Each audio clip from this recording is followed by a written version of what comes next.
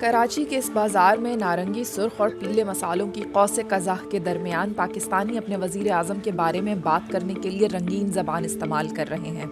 عوامی حلقے ملک میں بلند ترین بے روزگاری اور شدید مہنگائی کا ذمہ دار انہی کی پالیسیوں کو قرار دے رہے ہیں۔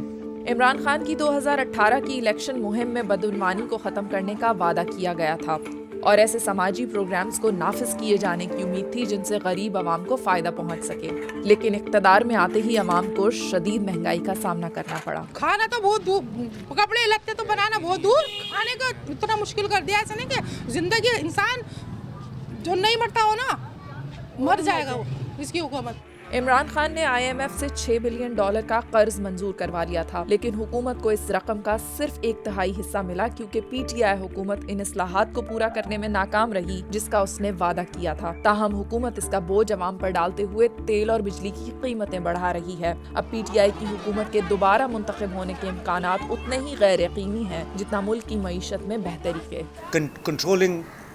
مہنگائی کو کنٹرول کرنا عمران خان کے لیے بہت بڑا چیلنج ہوگا، اور ان کی انتظامیہ اس مہنگائی کو کنٹرول کرنے میں ناکام ہوتی ہے تو یہ ان کی پارٹی کے لیے بہت برے نتائج پیدا کرے گی۔ اقتدار میں آنے کے صرف 3 سالوں بعد ہی عمران خان کی مقبولیت کا گراف تیزی سے گرا ہے۔ اس بات کا اندازہ یوں لگایا جا سکتا ہے کہ گزشتہ ماہ ہی خیبر پختونخوا کے صوبائی الیکشنز میں عمران خان کی پارٹی کو شکست کا سامنا کرنا پڑا۔